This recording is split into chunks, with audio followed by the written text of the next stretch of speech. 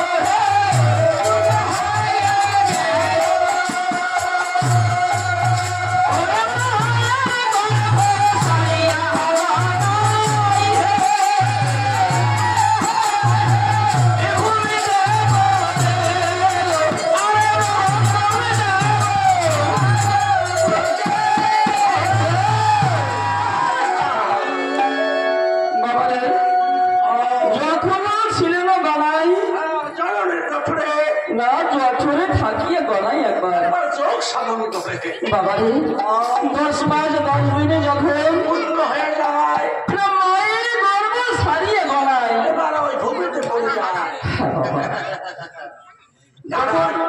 গুরুদেব হ্যাঁ বাবা তাহলে এখানে দেখেন 7 দল চামড়ার ভেতরে এবার গড়াই এবার তপ সাধন করেছে যে হে গোবিন্দ কতদিন আমি তোমার গুণগান গাবো, কতদিন এই মাতৃ চটলে থাকিব, আমাকে ধরাতে পাঠাও তোমার গুণগান যেন গাইতে পারি। এই নয়ন দিয়ে তোমার চরণ দর্শন করব, এই হস্ত দিয়ে তোমার চরণে পুষ্পাঞ্জলি করব। গোবিন্দ কি করলেন, ভক্তের ডাক সহ্য করতে না পারে এবার গণাইকে এবার ধরাতে পাঠিয়ে দেখেন এই ধরাতে আসতে আসতে কার কায় শব্দ শুরু করে দিলেন। এই আমার আমার করে আমৃত্যু ভাবে মাতিয়ে আমার জমি, আমার জায়গা, আমার বউ, আমার ওয়াইফ, আমার স্ত্রী সবকিছু আমার আমার আমার। হ্যাঁ বাবা এবার গোবিন্দকে হারিয়ে ফেললেন। এবার বলেন বাবারে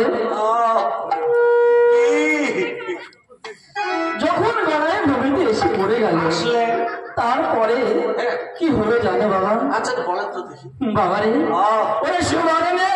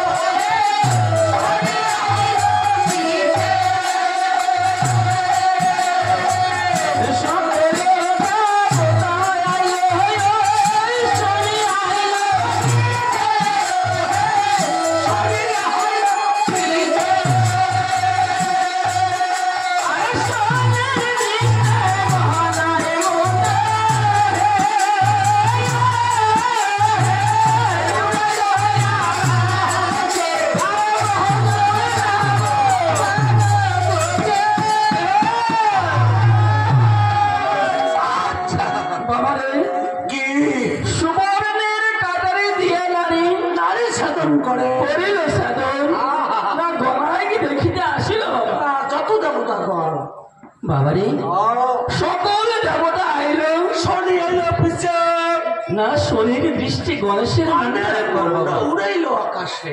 হ্যাঁ বাবা, দেখলে তার জন্য এবার মা চণ্ডী কি করেছিলেন গুরুদেব? বাবারে এবার যখন পুত্র সন্তান লাভ করলেন, গণাইকে দেখে নিমন্ত্রণ করা শুরু করলেন, সন্তানের মিষ্টি মুখ করবেন। হ্যাঁ বাবা, এবার দেখেন পবন কি করলেন, গলায় বস্ত্র দিয়ে সকল দেবতাকে নিমন্ত্রণ করলেন, কিন্তু শনিকে ভয়ে নিমন্ত্রণ করলেন না। কেননা মানে শনি রাজার আছে দুইটা দৃষ্টি, একটা হচ্ছে কুদৃষ্টি আর একটা হচ্ছে সুদৃষ্টি। এবার কোন দৃষ্টি থেকে গণেশের মুখ দর্শন করবে সে বলা বড় মুশকিল। হ্যাঁ বাবা, তার জন্য ভয়ে পবন নিমন্ত্রণ করেন। এবার সকল দেবতাকে নিমন্ত্রণ করে ফিরে আসলেন। চণ্ডী এবার বললেন, পবন কেন আমার ভাইকে নিমন্ত্রণ করনি? যে মাগো কি করে করবো, কারণ এই গণের মুখ কোন দৃষ্টিতে দর্শন করবে নিজেই বলতে পারি না। হ্যাঁ বাবা, না না তুমি যাও, তুমি এবার কিছু দেবতাকে সঙ্গে করে নিয়ে যাও।